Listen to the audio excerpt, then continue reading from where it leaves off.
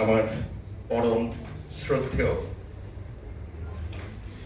আমি যার শ্রেণীকক্ষের ছাত্র ছিলাম না, কিন্তু এই বিশ্ববিদ্যালয় জীবনের অনেক পাঠ যার কাছ থেকে আমি গ্রহণ করেছি, অধ্যাপক ডক্টর সদরুল আমিন স্যার আমাদের আজকে সেখানে উপস্থিত আছেন। সামনে আমাদের বসে আছেন প্রাক্তন ছাত্র সমিতির অন্যতম উপদেষ্টা, যার সাথে আমি প্রথম এই প্রাক্তন ছাত্র সমিতির সাধারণ সম্পাদক হিসাবে দায়িত্বভার গ্রহণ করেছিলাম।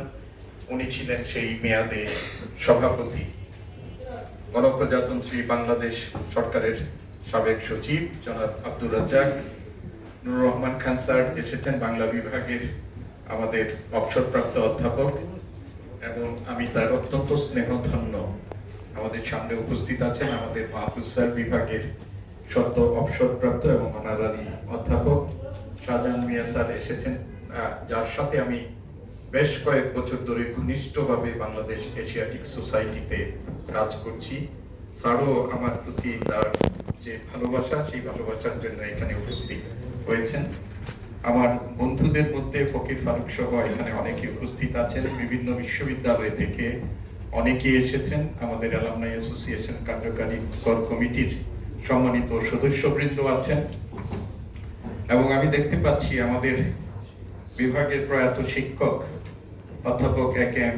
ইদ্রিস আলী স্যারের সহধর্মিনী আমাদের আলো ম্যাডাম, সেখানেও তিনি উপস্থিত হয়েছেন, এবং দেশের বিভিন্ন প্রান্ত থেকে আমাদের প্রাক্তন শিক্ষার্থীরা যারা এখানে এসে উপস্থিত হয়েছেন, সবাইকে আমার সশ্রদ্ধ সালাম, আসসালামু আলাইকুম, শুভ অপরাহ্ন।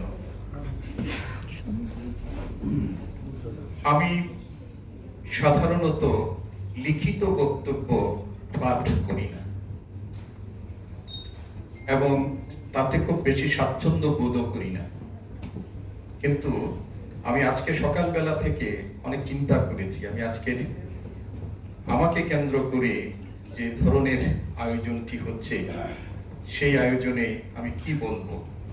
আমি অনেকবার মনে মনে কথাগুলো সাজানোর চেষ্টা করেছি, কিন্তু তারপরে আমার কাছে যেটি মনে হয়েছে যে আজকের এই আয়োজনকে কেন্দ্র করে আমার মধ্যে এক ধরনের চিত্ত চাঞ্চল্য আছে, আবেগও প্রচন্ড রকমের কাজ করছে। ফলে আমার কাছে মনে হয়েছে যে আজকের এই বক্তব্যটি আমার লিখিত হওয়া উচিত। তা না হলে আমার এই আবেগতাড়িত হওয়ার কারণে আমি যা বলতে চাই বা যা বলা উচিত সেটি বোধহয় বলা যাবে না।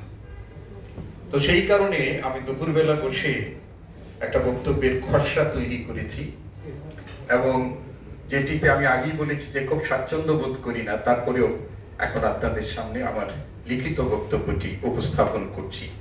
আমি জানি যে আপনারা অনেকক্ষণ ধরে বক্তব্য শুনছেন, এবং এই বক্তব্য শোনার পর আমার বক্তব্য যদি সামান্য একটু দীর্ঘ হয়, তাহলে আশা করি যেহেতু আজকে আপনারা আমাকে কেন্দ্র করে এই আয়োজনটি করেছেন, সেজন্য সেটিও ক্ষমা সুন্দর দৃষ্টিতে দেখবেন।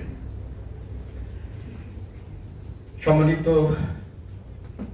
অগ্রজ এবং অনুজ সতীর্থ, সম্মানিত সহকর্মী, আমন্ত্রিত সুধীবৃন্দ, আজকের এই আয়োজন আমার জন্য শুধু একটি সংবর্ধনা অনুষ্ঠান নয়, এটি আমার জীবনের এক গভীর আবেগময় স্মরণীয় মুহূর্ত।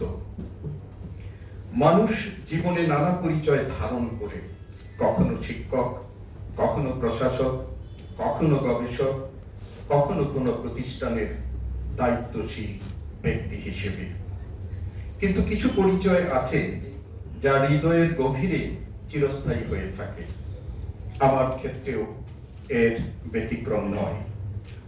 ঢাকা বিশ্ববিদ্যালয় ইসলামের ইতিহাস ও সংস্কৃতি বিভাগের একজন প্রাক্তন শিক্ষার্থী, এই বিভাগের শিক্ষক এবং প্রাক্তন শিক্ষার্থীদের সংগঠনের আমি একজন সদস্য।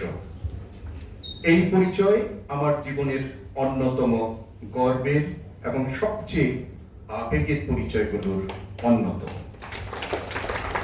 তাই আজ আমি এখানে কোনো উপাচার্য হিসাবে নয়, আমি এসেছি ইসলামের ইতিহাস ও সংস্কৃতি বিভাগের একজন কৃতজ্ঞ ছাত্র হিসেবে, একজন গর্বিত শিক্ষক ও প্রাক্তন শিক্ষার্থী হিসেবে, যার চিন্তার ভিত্তি, যার বুদ্ধিভিত্তিক, নৈতিক ও মানবিক ভিত্তি নির্মিত হয়েছে এই বিভাগকে কেন্দ্র করে। এই সুযোগে আমি গভীর শ্রদ্ধার সাথে স্মরণ করছি আমাদের বিভাগের সেই সব প্রজ্ঞাবান শিক্ষকদের যারা শুধু পাঠদান করেননি, তারা আমাদের জীবন গঠনের কারিগর ছিলেন। তারা আমাদের শিখিয়েছেন শিক্ষা কেবল জীবিকা অর্জনের উপায় নয়, শিক্ষা মানুষের আত্মাকে আলোকিত করার মাধ্যম। তারা ক্লাসরুমে আমাদের শুধু ইতিহাস পড়াননি, আমরা শিখেছি কিভাবে ইতিহাসের আলোকে বর্তমানকে বিশ্লেষণ করতে হয় এবং ভবিষ্যৎ নির্মাণের পথ খুঁজে নিতে হয়। আমরা শিখেছি একটি জাতির প্রকৃত শক্তি তার জ্ঞান চর্চা, মানবিকতা ও সংস্কৃতি বোধে নিহিত। আজকে আমার যা কিছু অর্জন, তার প্রায় সবকিছুর মূলে প্রাপ্ত আমার শিক্ষা। আমি আবারও আমার শিক্ষাগুরু যারা আমাদের মাঝে জীবিত নেই, একটু আগে আমি বিশেষভাবে স্মরণ করছি আমাদের আতাউর রহমান বিশ্বাস স্যার, আমি স্মরণ করছি প্রয়াত শিক্ষক যারা আমি সরাসরি যাদের কাছ থেকে পাঠ গ্রহণ করেছি, জাতীয় অধ্যাপক ডক্টর সুফিয়া আহমেদ, প্রফেসর মুসা আনসারি, আমাদের AKM আব্দুল আলিম এবং মমতাজুর রহমান তরফদার স্যার সহ অনেকেই। কৃতজ্ঞ চিত্তে তাদের রূহের মাগফিরাত কামনা করছি। আর যে সকল শিক্ষক ও সহকর্মী এখনো আমাদের মাঝে আছেন, আজকের এই অডিটোরিয়ামে কষ্ট করে উপস্থিত হয়েছেন, তাদের সকলের প্রতি আমার কৃতজ্ঞতা, ভালোবাসা এবং তাদের জন্য নিরন্তর শুভকামনা। সম্মানিত সতীর্থ, গণপ্রজাতন্ত্রী বাংলাদেশ সরকারের মাননীয় প্রধানমন্ত্রী জনাব তারেক রহমানের অভিপ্রায় অনুযায়ী বাংলাদেশ উন্মুক্ত বিশ্ববিদ্যালয়ের উপাচার্য হিসাবে আমাকে যে দায়িত্ব অর্পণ করা হয়েছে তা নিঃসন্দেহে আমার জন্য একটি বড় সম্মান। কিন্তু আমার এই সম্মান প্রাপ্তিকে স্মরণীয় করে রাখার জন্য আজকের অনুষ্ঠানের মাধ্যমে অগ্রজ ও অনুজ, সতীর্থ এবং শিক্ষক ও সহকর্মীগণ যে ভালোবাসা, অর্জনের স্বীকৃতি এবং আবেগের উষ্ণতা প্রকাশ করলেন, এটি আমার কাছে আরো অনেক বড় প্রাপ্তি। আজকের বিশ্ব দ্রুত পরিবর্তিত হচ্ছে। কৃত্রিম বুদ্ধিমত্তা, চতুর্থ শিল্প বিপ্লব, ডিজিটাল রূপান্তর এবং জ্ঞান ভিত্তিক অর্থনীতির এই যুগে শিক্ষা আর কেবল শ্রেণীকক্ষের চার দেয়ালে সীমাবদ্ধ নেই। শিক্ষা এখন আজীবন চলমান একটি প্রক্রিয়া।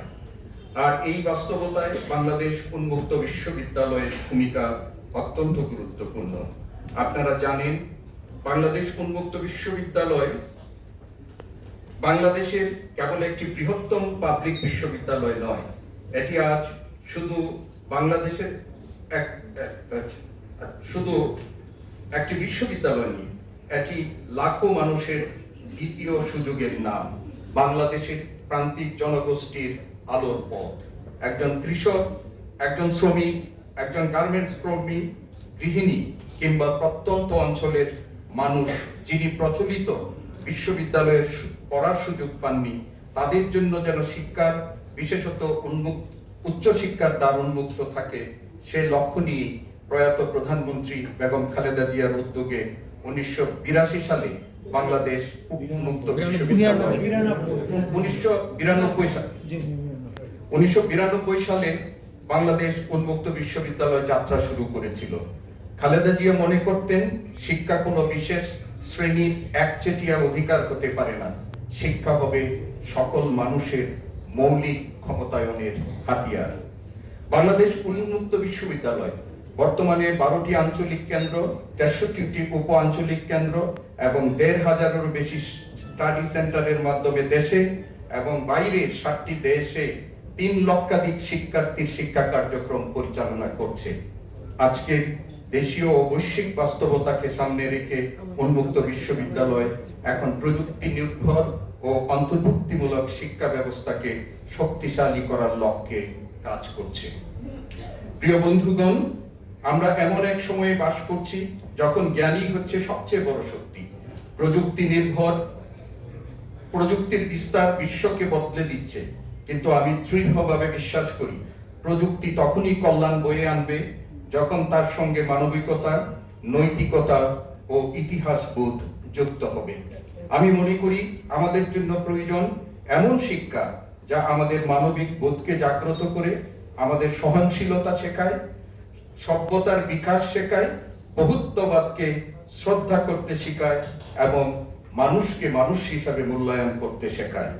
আপনারা নিশ্চয়ই আমার সাথে একমত হবেন যে ইসলামের ইতিহাস ও সংস্কৃতি বিভাগের শিক্ষার্থীদের মধ্যে এসব বোধ ও গুণাবলী গুরুত্বপূর্ণ ভূমিকা পালন করে। তবে শুধু এটুকু বলতে চাই যে সম্মান আজকে আমাকে এবং একই সাথে আমার সহধর্মিনী এবং আমার পরিবারের প্রতি আপনারা জ্ঞাপন করেছেন, যারা এত সুন্দর, আন্তরিক ও হৃদয়স্পর্শী এই আয়োজন করেছেন, তাদের জন্য আমার হৃদয় নিংড়ানো ভালোবাসা, দোয়া ও আন্তরিক শুভকামনা।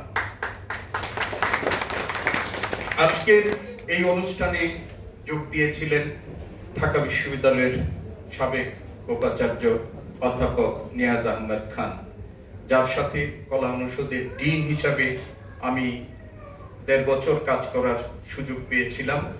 তার এই অপ্রত্যাশিত উপস্থিতি, এটি নিঃসন্দেহে আমার প্রতি তার যে ভালোবাসা, সেই ভালোবাসার বহিঃপ্রকাশ। আমি কৃতজ্ঞ চিত্তে তার এই উপস্থিতিকে স্মরণ করছি, যদিও তিনি এখন এই মুহূর্তে আমাদের মাঝে উপস্থিত নেই। সম্মানিত সুধীবৃন্দ, আপনারা যারা কষ্ট করে দেশের বিভিন্ন প্রান্ত থেকে এসেছেন, আমি সকালবেলাও দেখেছি যে আমার এক প্রাক্তন শিক্ষার্থী লিখেছে, স্যার সংবর্ধনা অনুষ্ঠানে যোগ দেওয়ার জন্য ফেনী থেকে রওনা দিলাম, আমি কিশোরগঞ্জ থেকে রওনা দিলাম বা অন্য জায়গা থেকে রওনা দিলাম। তাদের এই উপস্থিতিকে, তাদের এই সম্মান জানানোকে কোনোভাবেই, কোনো ভাষায় আমার কৃতজ্ঞতা জানানোর সুযোগ আমার নেই। শুধুমাত্র এটুকুই বলবো, আপনারা আমাকে যে ভালোবাসা, আপনারা আমাকে যে সম্মান দিলেন, সেই সম্মান এবং ভালোবাসা যেন আমি মর্যাদা রক্ষা করতে পারি। আমি আপনাদের সকলের প্রতি সুপ্রিয় সতীর্থবৃন্দ, পদ পদবী বা সম্মান প্রাপ্তি যেন আমাকে অহংকারী না করে, এসব প্রাপ্তি যেন আমাকে আরো বিনয়ী এবং দায়িত্বশীল করে। এই সম্মাননা আমাকে যেন আগামী দিনে আরো সততা, স্বচ্ছতা, দক্ষতা ও দূরদর্শিতার সঙ্গে আমার দায়িত্ব পালনে অনুপ্রেরণা দেয়। আপনারা আমার জন্য সেই দোয়া করবেন। আমি